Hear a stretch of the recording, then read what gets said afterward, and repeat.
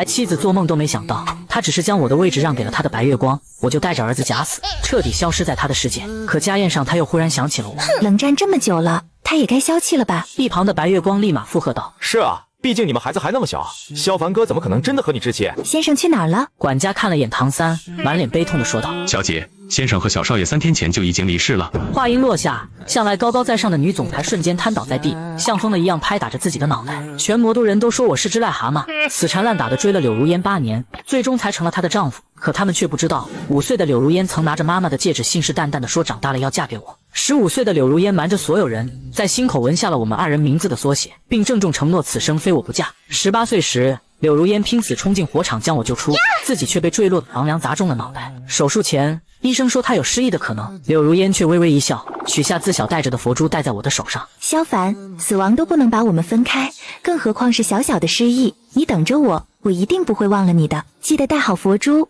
这是我们相认的信物。后来柳如烟醒了，可却失去了关于我的记忆。一直暗恋她的唐三趁虚而入，变成了她最爱的男人。我试图用佛珠和这些年他送我的情书唤起她的记忆，他却说：好一个心机深重的男人，居然偷偷把我给唐三写的情书换成了你，还故意在心口纹上跟我一样的纹身，抢走我送给唐三的佛珠，简直人品卑劣到极点。我心如刀绞，曾经那么爱我的少女，现在只信唐三编造的谎言，对我只剩厌恶和嫌弃。8年里，我想尽了一切办法都没能让她恢复关于我的记忆，反而因为刘母坚持让她嫁给我后，更加的恨我。我出车祸差点死亡时，柳如烟却说：那就萧凡真死了再通知我，正好空出我丈夫的位置给唐三。这句话耗尽了我对他的最后一次幻想。我抱着孩子来到假死机构，签订了一份契约。3天后，我将彻底离开他的世界，离开办事厅。商场大屏幕正循环播放着媒体采访柳如烟的画面，画面中她与唐三的手十指紧扣，满眼都是温柔。唐三的儿子才3岁，正是需要母爱的时候，他的孩子以后就是我的孩子，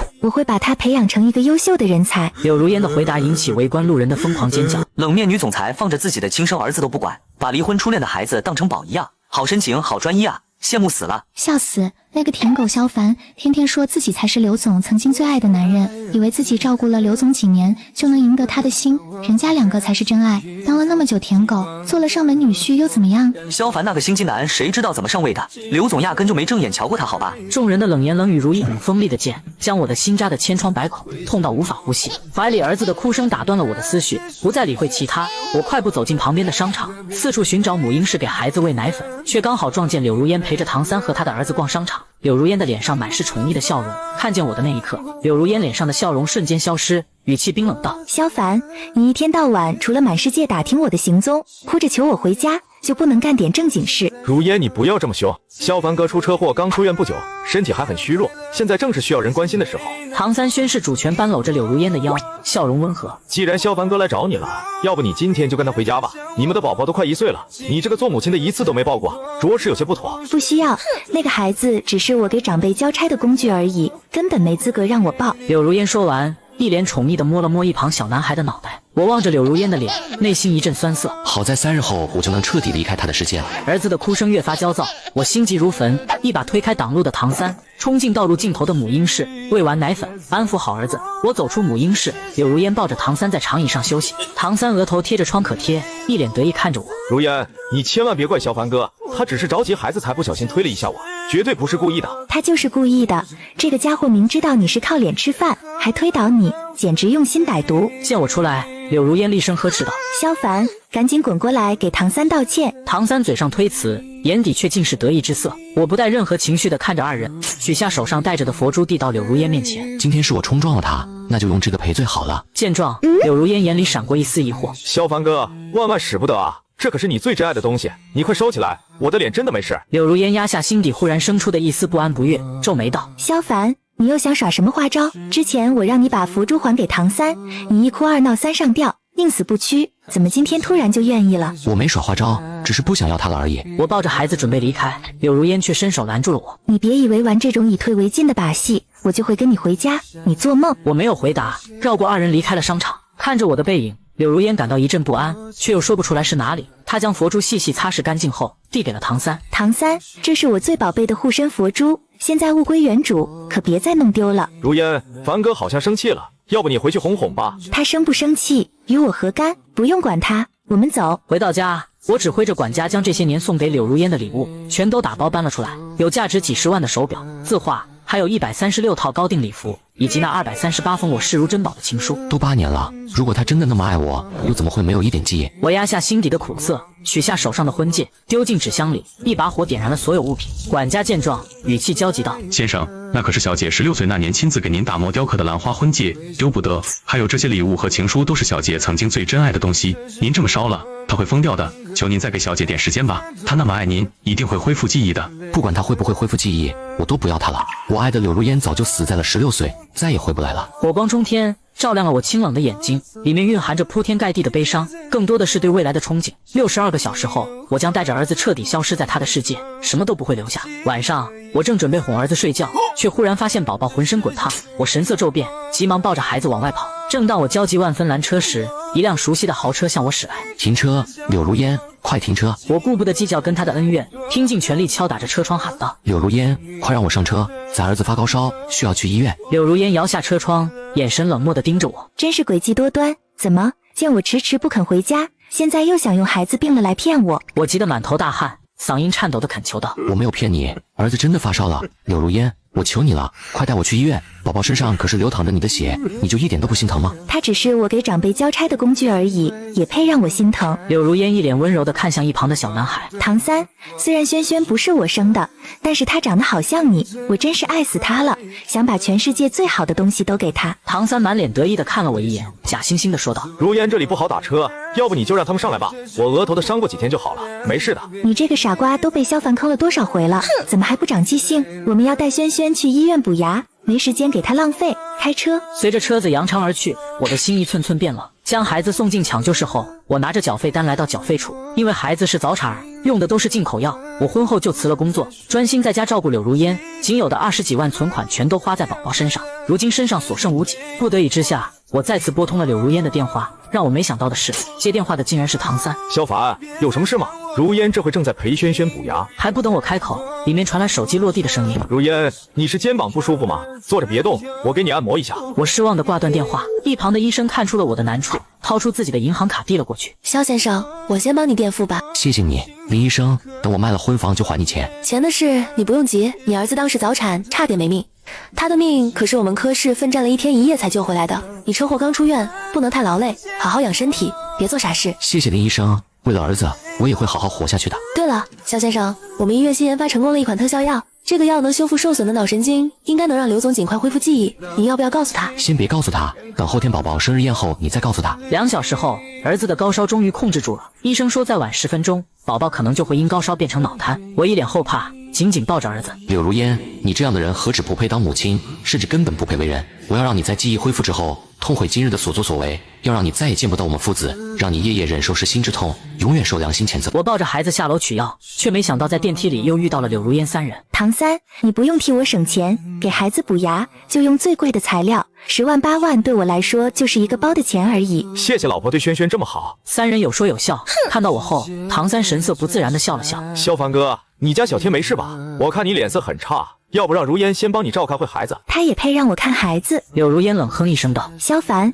你为了求我回家，还真舍得下血本，居然把亲生儿子弄生病跑来医院堵我。天底下怎么会有你这种薄情寡义的父亲？”我没有理他，抱着孩子准备出电梯，不料怀里的儿子突然探出小手抓住了柳如烟的衣袖，咿呀呀地冲他说着什么。孩子嘴边的奶渍顺着嘴角滴到了女人的手背上。柳如烟愣了一瞬，猛地甩开孩子的触碰，一脸嫌弃地掏出纸巾用力擦拭着胳膊。干什么？你真恶心！小家伙被他凶巴巴的语气吓到，头埋在我胸前，伤心地哭起来。我心如刀割，轻轻吻去孩子眼角的泪水，嗓音哽咽：“我会一直陪着你的，以后咱们父子俩相依为命就好，乖宝不哭。”听到这话，柳如烟不由一愣，看着我心灰意冷的模样，她的心底划过一丝隐秘的不安。如烟，轩轩流鼻血了，快带他去卫生间洗洗。柳如烟一脸心疼地扶着轩轩准备离开，又忽然停住脚步，回头看向我。后天是孩子的生日宴，到时候我母亲会出席，我警告你别再折腾他，否则以后别想进家门。我垂眸冷笑，没有接话。再有24个小时，我就会带着孩子彻底离开。孩子的生日宴，你等来的只会是我们2人的死亡通知和离婚协议。隔天一大早，我将自己名下的婚房低价卖出，又注销掉所有的银行卡。领取了新的护照后，买了次日离开的机票。柳如烟，如你所愿，我把你丈夫的位置腾出来给唐三。我将一份与唐三的通话录音和离婚协议交给假死机构的工作人员，叮嘱他们1天后准时送到孩子的生日宴上。肖先生，跟您再确认一遍，您选的是尸骨无存的假死方法，到时候您的身份会在国内彻底注销，您确定吗？是的，我确定。说完，我抱着孩子转身离开。柳如烟回到家，看见搬家公司的车停在别墅门口，正在往里搬东西，冲过去抓住指挥的大叔。这是我家，你们在干什么？这套房子林先生昨天卖给我们了，房产证我都有。什么？柳如烟脸色惨白地夺过房产证，目光落在陌生的房主名字上。他竟然把婚房卖了，这怎么可能？这是我母亲送给萧凡的谢礼，他说要把这套别墅传给子孙后代的。你们一定是跟他串通起来在骗我。柳如烟推开挡路的人，飞奔进房间，所有摆在家里的合影照片不见了。萧凡，你给我出来！他打开每个房间寻找熟悉的身影，厉声喝道：我数到3，你要还不出来，就别怪我狠心让人把儿子带走，让你这辈子都见不到他。可房间依旧鸦雀无声，他心乱如麻，冲出房间抓住路过的佣人问道：他昨晚偷偷回来藏哪去了？小姐，先生昨晚被您带去医院，就再没回来过。他昨天下午还烧掉了所有送给您的礼物和那些情书。全烧了。柳如烟后退2步，真的全烧掉了，我亲眼看见的。柳如烟压下心里的痛意，努力回想他可能出现的地方。我知道了，他定是跑去他母亲留下的房子等着我去接。哼，萧凡，你休想这样拿捏我，明天就是孩子的生日宴了，我倒要看看你能忍到几时不回家。他有100%把握，最多2小时后，萧凡就会灰溜溜的回来给他赔罪送礼物和好。可柳如烟回到酒店宴会厅，等到天黑也不见萧凡回来。如烟，你赶紧去把我的女婿和宝贝外孙子接来，听见没有？柳妈沉着脸，全场宾客都在等他们，你是打算让我们柳家颜面扫地吗？最终柳如烟口气不耐烦道：行，知道了，我这就去。他刚打算离开，张助理就跑了进来。总裁先生把他母亲留下的房子也卖了，那边没有人。柳如烟的大脑嗡嗡作响，萧凡自小与母亲相依为命，把那套房子看得比命都重，如今他竟然卖掉了房子。他这是不打算回来了，你这个不孝女！萧凡才刚出院，身体那么脆弱，你竟然跟他吵架气他，我怎么会生出你这种忘恩负义的女儿？赶紧给我去找人，别让他做傻事。柳如烟却一脸不耐烦道：母亲，您别急，萧凡就是气我昨夜提出离婚，故意跟我使性子藏起来了。他那么爱宝宝，绝对不会做傻事的。可这时，助理带着一位老人小跑上前，语气激动：刘总，我们刚刚查到萧先生的身份证和户籍全都注销了，没有任何乘坐交通工具的信息。但这位老人说，他昨天见到过萧先生。柳如烟瞳孔巨缩，上前抓住老人的衣袖：你在什么地方见到萧凡的？他人呢？老人颤抖地举起手中的东西：我昨晚12点在渭河边夜钓，看到石头底下压着这些东西，署名是萧凡。柳如烟翻开离婚协议，见文件的末尾页赫然签着萧凡的名字，他又手抖地拿起录音笔，缓了几秒，点开里面传来一段录音：唐三，如果不是你刻了和我一样的纹身，偷走他写给我的情书，又伪造笔记冒充了我的位置，你能有今天的偏爱？录音里唐三笑声得意：呵呵，要怪就只能怪他对你爱的不深，轻易就被我骗过了。录音的最后，萧凡嗓音悲凉：好，如你所愿，我把她丈夫的位置腾出来给你。录音笔应声掉落，柳如烟无力跌坐在地上。怎么会是这样？我绝不会认错的。萧凡就是个冒牌货，他一定是气我提出离婚，故意合成这段录音，想污蔑我的唐三哥哥。给我继续去找，把这个用心歹毒的男人给我带回来，我要好好罚他。您先生回不来了。老人又递上往兜里的东西。我昨晚在河边还捡到一双43码的男士运动鞋，您节哀顺变。柳如烟望着灰色的运动鞋，眼前闪过结婚前夕他被母亲逼迫陪萧凡逛街的场景。萧凡说穿上心爱之人买的鞋就能找到回家的路，柳如烟当时理都没理他。柳妈老泪纵横：如烟，是你逼死了那么爱你的萧凡，逼得他带着儿子跳河自尽了，我的宝贝外孙子才刚满1岁就死了。真没想到萧凡是为了唤醒深爱之人的记忆，才毫无尊严的当了8年柳如烟的舔狗，可惜却被唐三算计，落得父子跳河的悲惨结局。是啊，唐三看着儒雅温和，没想到心思如此缜密恶毒。不，萧凡很爱我们的儿子，他不会死的。去给我找最好的药，我要知道所有的记忆，所有的真相。说罢，柳如烟颤抖着身体应声倒地。闻讯赶来的唐三守了3天3夜，终于等到柳如烟苏醒。柳如烟醒来看到唐三，当即就狠狠地扇了他一巴掌。我全都想起来了，